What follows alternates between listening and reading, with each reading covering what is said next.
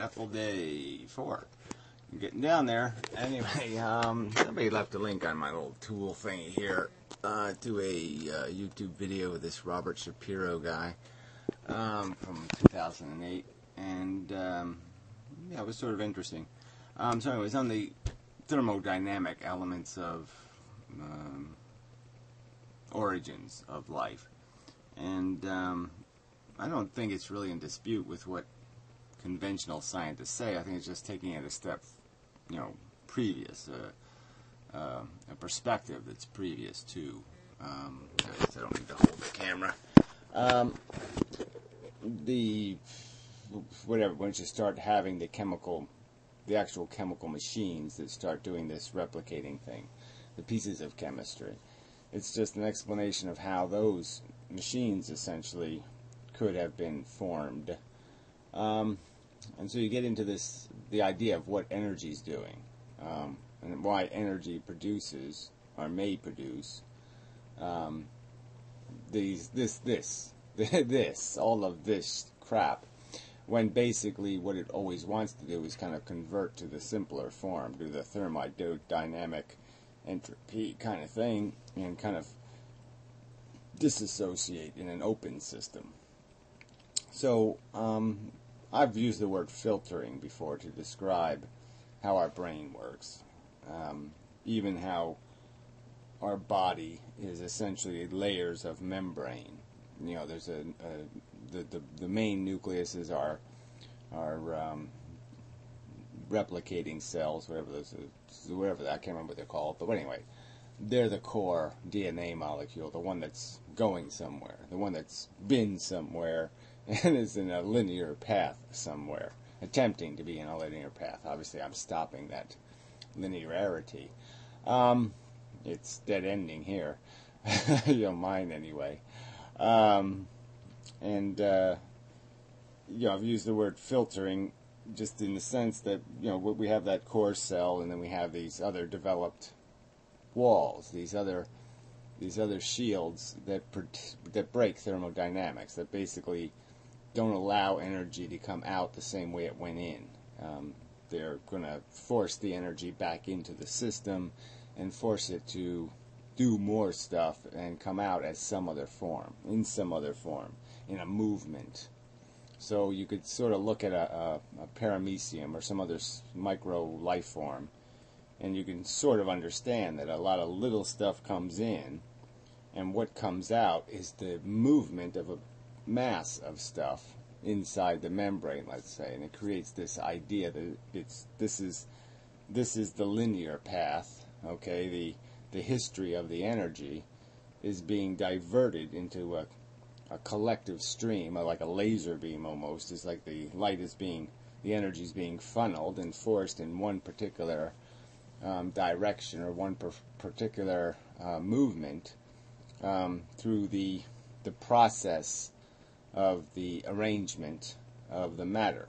And you could argue, well, how did the matter get arranged in such a way that it's now filtering energy into creating a mass movement rather than scattered movement? And the mechanism is much, I think, to take this guy's point, it's the end of his videos where he talks about this mostly, but anyway, that's the only part I watched anyway, it's the last 15 minutes or so, is to think about it in terms of this idea of filtering, that's what's happening all the time with even the solar system on a cosmic level. When you look at the elements that are on planet Earth, they didn't originate here. They were created all over the place in the universe. The gold in the ground wasn't made here. It wasn't made by our sun. It came from some other sun exploding. And it came from not just one other sun exploding, but a lot of other suns exploding. It's not like all the gold just came in a blob, like a little blob of gold, and it arrived here and coalesced on a planet. It came as a bunch of individual elements of gold, atoms, and those atoms were filtered by the Earth itself through thermodynamics, through molten heat distribution and the heavier elements went down and the lighter elements went above it, and this kind of process took place of the floating, the filtering of the compound that was Earth. And so all the like elements coalesced, not all of them, but the ones that tend to do that, the chemistry that intends to have very different atomic weights, are because of some other structural, because of the way the elements fit together. Like carbon can be a diamond or carbon can be graphite. So depending on how they're arranged, because of the heat environment they're in, they'll arrange in different ways. They will behave differently when introduced to energy. So it's like if you built elements and the two forms of element were square and round, those are the two ways you could configure the atoms. Obviously the round thing could roll, where the square thing couldn't. Pointy versus invertly, bow tie, where bow tie doesn't go anywhere because there's friction on all sides, and pointy has some chance of going somewhere if it's propelled from one side. So just because of basic geometry and physics, the weight, atomic weight even, how atom will react when energy is introduced into it, when forces are exchanged. Because we don't convert energy, we just convert the forces possessed by the thing we call energy. So something goes in, and then through its orbiting around a planet even, it's creating an energy change. So every time a meteor would come into the gravitational pull of the Earth has to absorb what is its energy. It captures it. And so now it has the potential to release it in a lot of different ways. It can release it as just radiation, as just heat, radiation, by the meteor crashing into the surface of the Earth and heating the atmosphere.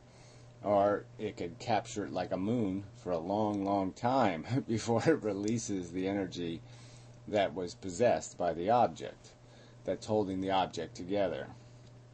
And from Einstein we know that every atom possesses inside of it, speed of light squared amount of energy. A ton of these little quantas, these little particles of radiation exist inside every single atom. Preposterously high number of, bits, BBs, whatever you want to, dominoes, whatever you want to think of them as, these things capable of moving at the speed of light and impacting other things and exchanging energy. So in these systems that we're part of, like the Earth is a system, the atmosphere is a system, the biosphere is a system, we are a system. There are all these places where borders are created, barriers between one thing and another, a membrane essentially, and through that border is transmitted energy, and in a filtered manner, in a controlled manner. Only certain energy gets in. So that's what's happened on the surface of the Earth. Because of the atmosphere, this more complex biology is possible, because the atmosphere essentially filters out all the radiation that would annihilate complex chemistry. You reduce it back to its elementary nature, just as gold could be put together with other metals. It could be painted, it could be done, all kinds of things can be done as shaped. But if you leave it on the Earth and then you melt the Earth, it's going to just go back to being a vein of gold. It's going to go back to being filtered into just a pure synthesis. It's going to get rid of the impurities once you mix it up and stir it up again. So there's lots of probably just common examples I could give of stuff like that in your life. I can't think of one offhand, but the difference between, like, you could put cream in coffee and the coffee and the cream mix. Okay, they turn into a different color because of the demonstrating the mixture. But if you let it sit long enough, the cream will settle out, the residue, the particulates, the heavy ones in the coffee will settle to the bottom, and the coffee will change. The chemistry will change over time, and if you give it enough time, and you don't let evaporation steal the moisture, you'll end up with probably, a rather clear, go back to water again.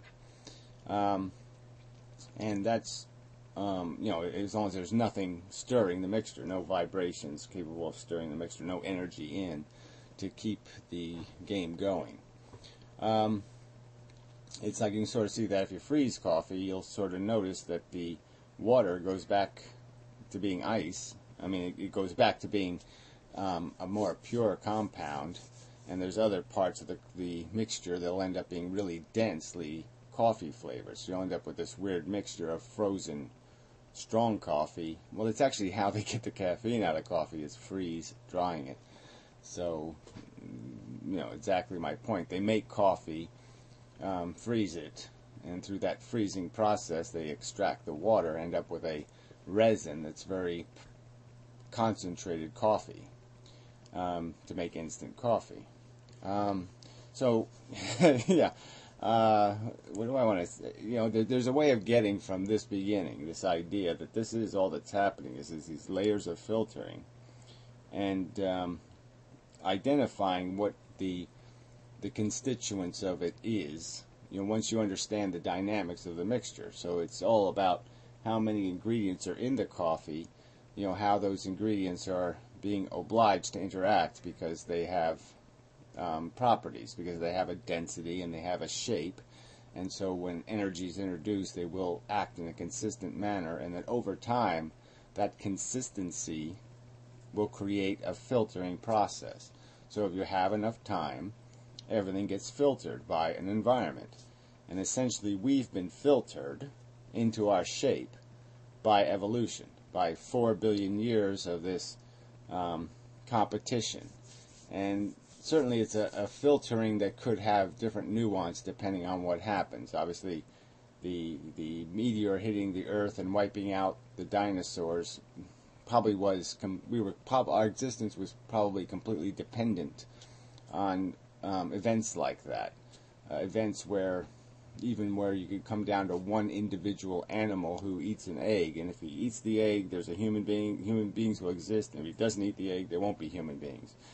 There's probably lots of circumstances like that where we could have disappeared because you change one event in the past. You pull one leaf off one plant, and it changes the filtering pattern, the dynamics of the filter, because of what becomes dominant and what becomes it doesn't get to take its place at the peak of the triangle.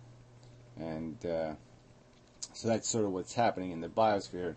It's a much more complex dynamic because there's much more chemistry involved, and each compound, each individual is different, each species is structurally different, and so they're going to bounce around in that biosphere in ways completely dictated by their structure.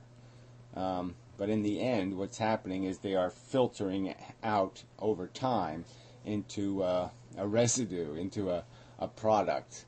And the product is, in some cases, already gleaned in solid. So there's lots of organisms we could look in the biosphere that haven't changed in millions of years because it's consistently winning. It's consistently rising to the top. It's consistently surviving all the other bouncing arounds, and it's tested by that filtering. And so you could see the biosphere almost like a percolation, where all these organisms percolate, and the survivors, bounce around on the surface. They're not even tested anymore in some ways. They almost gain a monopoly status, where it's virtually impossible for some competitor to get to them. Because by the time they attack one member, the last member they are going to get to has acquired immunity. Because of the subtle impacts, it will acquire it just as a matter of experiments. There'll be so many attacks that eventually the new constructs to survive will have to already have their suit of armor on. By the time the enemy gets to them, they've already got the suit of armor. I mean, that's what success breeds. is a kind of indestructibility over time. There are monopolies in nature, too big to fail, success stories. And it's the animals who are in a small niche that are the ones that are vulnerable, the ones that don't have this extra filter of redundancy. And it's, again, another kind of a filter, another kind of mechanism that changes structure because there's more than one of them, because they're in packets. And so it's not about what happens to one individual, it's about what happens to the collective of all of the packets, and that all the packets won't be in the same place at the same time and vulnerable to the same thing. I'm trying to get to my end game, which is bending this to this idea that this is a limited. It has limited potential as a filter. There's only what is demanded of the test tube we're in, or what's demanded of the cup, whatever the vessel is that's holding the complexity.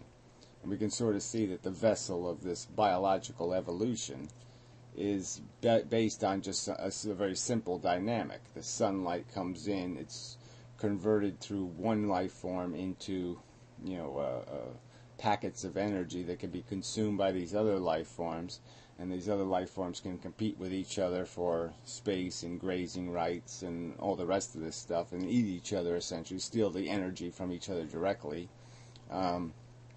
to maintain the chemistry that is constantly producing more redundancy as a defense mechanism against non-existence. It's the only way the matter in the biosphere can survive, is that it has to be replicating, it has to create redundancy, or it'll be annihilated.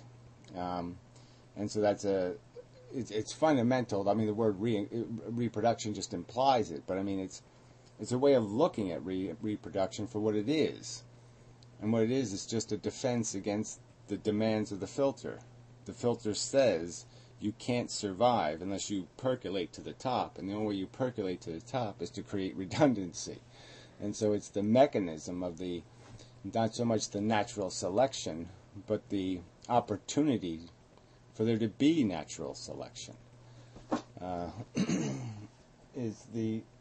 Cat fell off the couch. Drunk. Anyway, I don't have cats. I'm retarded, but it works for them. They have percolated through other mechanisms of association, right? I mean, if it wasn't for their association with human beings, they wouldn't have been created in the first place. They wouldn't be modified into their current form that's completely compatible with the shielding that we create, so they're essentially protected under our nuclear umbrella, another filter. But yeah, this is the dynamics of the universe. It's just these membranes, these captured hunks of chemistry, and the capture for us is this filtering now, where we have different organs doing different things, and we have one organ, this brain thing, that's doing this, create a motivation to force the thing to do certain things, to conduct in certain ways, because that's what's going to, over time, through this evolutionary process, be successful. So we have the physical structure that's demanded by the environment in this running of the test tube experiment. I mean, every test tube experiment, if you could redo it, would come out differently, because you wouldn't have the same exact structure to start with. I mean, if you have the same structure, you'll end up with the same result, but it'd be unlikely to be able to pour water into a glass twice and have the atoms, the elements of the water, be in exactly the same position. And it's that starting position that dictates your end result. And it's all deterministic, and it's all just energy being converted from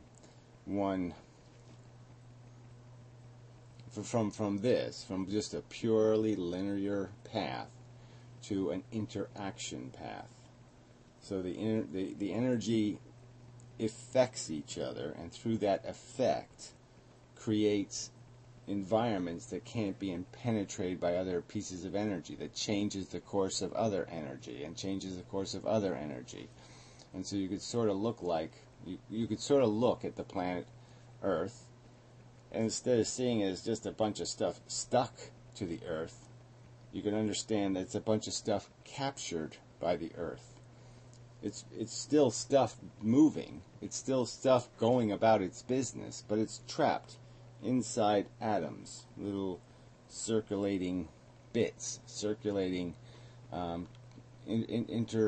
interwoven, and now their path has changed. They're not moving linear anyway. They're not moving their distance thing. They're not doing it anymore, because now it's all caught up in a smaller little cycle, a little unicycle of interaction.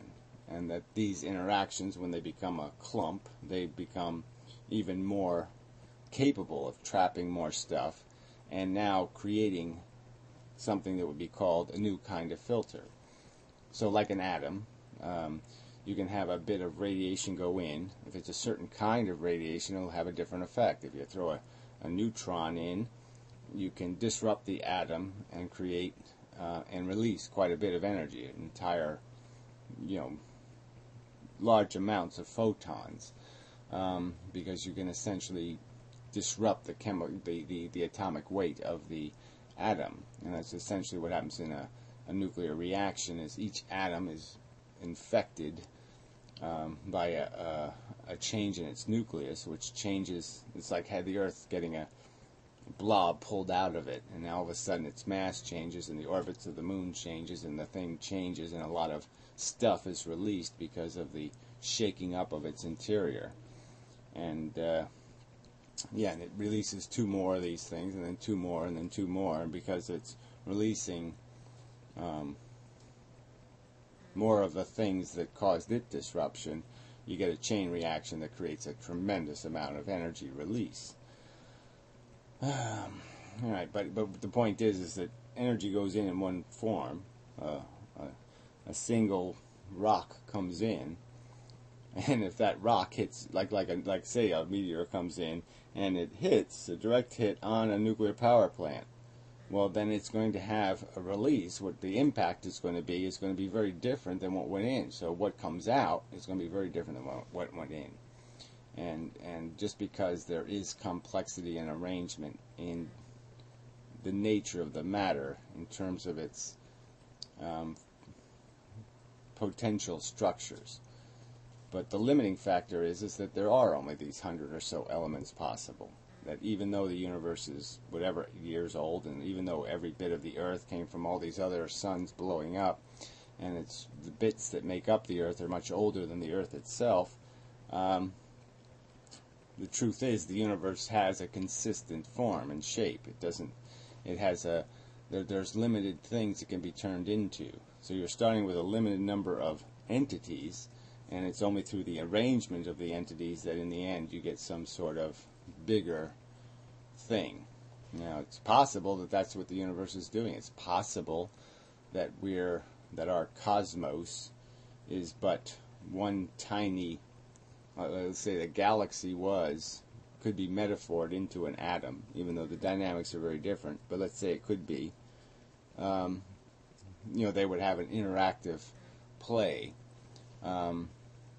that could possibly, theoretically, be part of a bigger system, a bigger filtering system, and that going smaller, you could end up in, Whoobie land, or whatever they call those Who's. You can end up in Whoville, with complexity of some internal dynamic that is going to be revealed when you start dissecting the elements themselves, are the basic elements of the elements. Yeah, the elements of the elements. The elements that make them up could end up being, galaxy, solar system, planet, biosphere. I don't think that's likely. I don't think it's probable. but we can see it in the absolutes of the machinery, that we can see a basics. This is what you start with. These are the dice you roll, and this is the environment you roll the dice in, called the universe. Probably enough. So it's not as pointed as I'd like this to be, but I mean there is a lot of it is all about perspective, and when you look at it from that perspective, what we're doing is like a crystal growing or some other mechanical process. It is very mechanical, and it's structured by these very fixed rules, and that's basically our dynamic is an evolutionary dynamic, a survival of the fittest, which is this is one of the things that gives you perspective on it. It makes you understand that this idea of fitness is a bogus idea. You wouldn't call, if you're boiling 5 chemicals in a pot and one of them is lighter than the other and it rises to the surface and shows itself, and you say it wins. It didn't win by any meritorious standard, so to call it the fittest would be kind of silly. It's what's going to be produced is a winner. There's always going to be a winner of the game we're playing. There's no way for there to be anything other than balance and a hierarchy, and it just really doesn't matter who's on top. It doesn't matter who. Winning doesn't mean anything, and the fact that we have this complex chemistry and even intelligence doesn't mean much in the game we're playing, because the game we're playing is at its core pretty stupid. I mean, as an entity, we're desire creating machines, just like other mammals, and we're just merely trying to satisfy those desires. And because we're doing it in this complex, covered wagons, houses, whatever, art kind of way, it doesn't really mean much. It's still just a mechanism that propels matter, energy, trapped, filtered blobs of matter, through a future of boiling in the pot. And that's it. Time to turn the stove off. That's the point. Didn't get to the point, but it's time to turn the stove off.